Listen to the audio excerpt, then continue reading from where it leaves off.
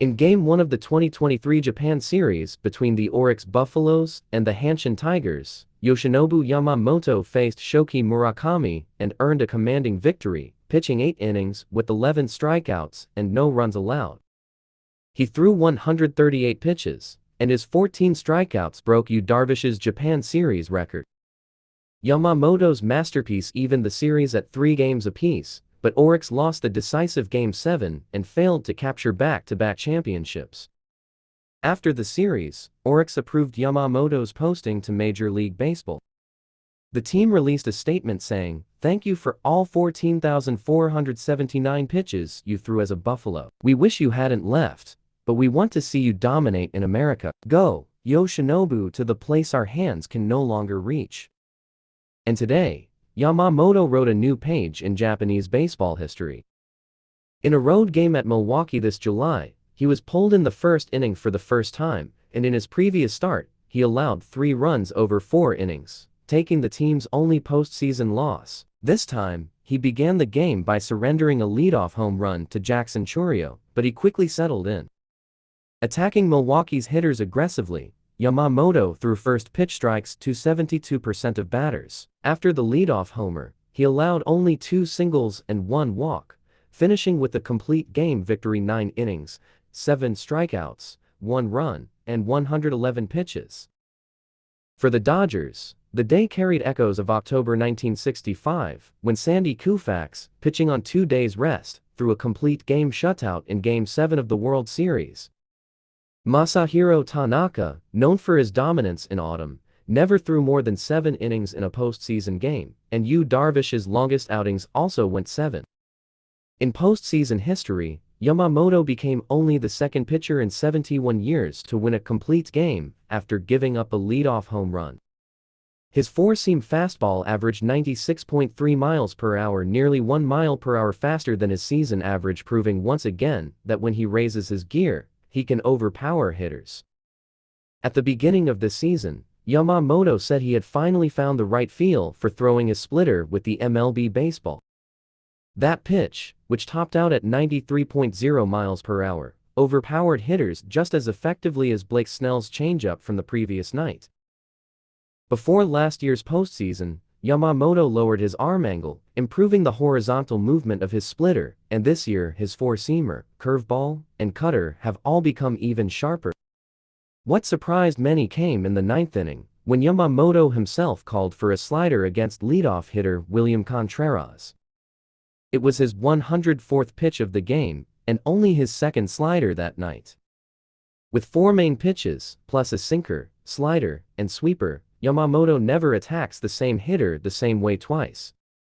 His 12-year, $3 to $5 million contract with the Los Angeles Dodgers remains the longest and richest deal ever given to a pitcher. If he uses his opt-out clause after 6 years, the guaranteed value would be $155 million.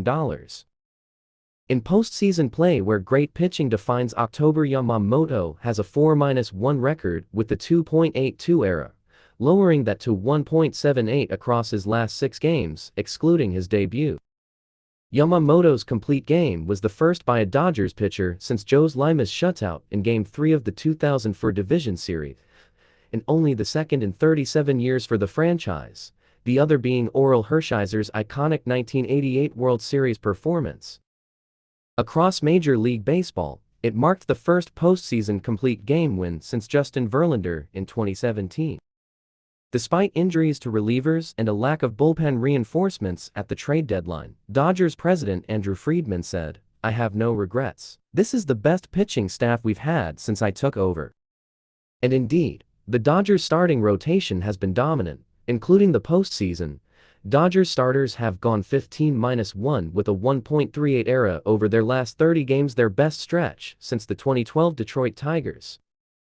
In single postseason history, their 1.55 starter ERA is also the best since 2012, excluding Milwaukee's opener strategy in 2018.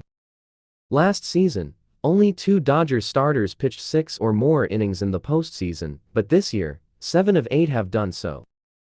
Snell threw 8 shutout innings with 10 strikeouts yesterday, and Yamamoto followed with 9 innings and 1 run today. Back-to-back outings of 8 innings or more for the first time in 15 years, since Madison Bumgarner and Tim Lincecum did it for the Giants in the 2010 World Series.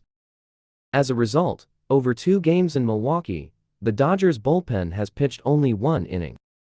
In an era when starters rarely go deep, this Dodgers rotation evokes memories of the 2005 White Sox, when Burrell, Contreras, Garland, and Garcia combined to throw 82% of the team's innings during their championship run. For Milwaukee, with ace Freddie Peralta starting, this was a game they simply could not afford to lose. Peralta and Yamamoto ranked first and second in opponents' batting average in the majors, and both were among the leaders in scoreless starts, Peralta being the best at home and Yamamoto on the road.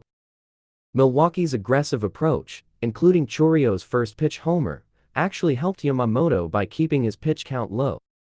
The Dodgers answered when Teoscar Hernandez, who had made a base-running blunder the previous night, redeemed himself with a game-tying solo home run. 2 outs later, Jason Hayward singled, and Miguel Vargas doubled him home.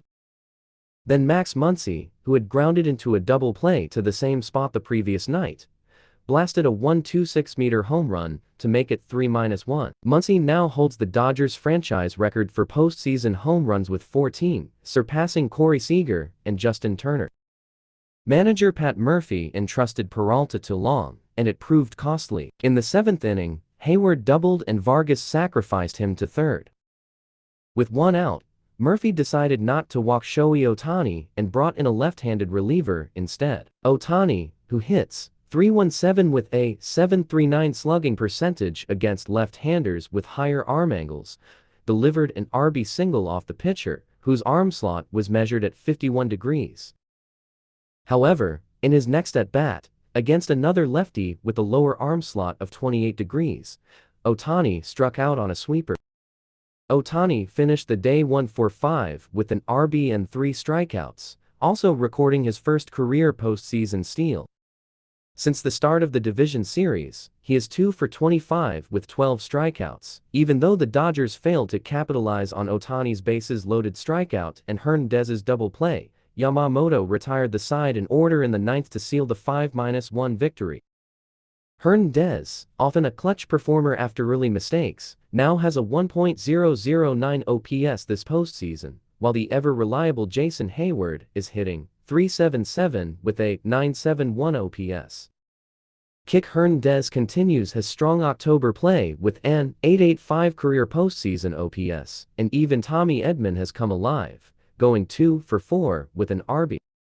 Both league championship series have followed the same pattern, as the top seeds in each league drop games 1 and 2 at home. In best-of-7 series, teams that lose the first 2 home games have won just 3 of 26 matchups and 11% success rate. Milwaukee, which set a franchise record for fewest hits in a postseason game in Game 1, managed only 3 hits in Game 2. The Dodgers announced Tyler Glasnow as their Game 3 starter. Game 4 is expected to feature Shohei Ohtani, Game 5 Blake Snell on 4 days rest, Game 6 Yoshinobu Yamamoto on 5 days rest, and Game 7 Glasnow again on 4 days rest. In the American League Championship Series, Game 3 will feature George Kirby versus Shane Bieber, followed by Luis Castillo against Max Scherzer in Game 4.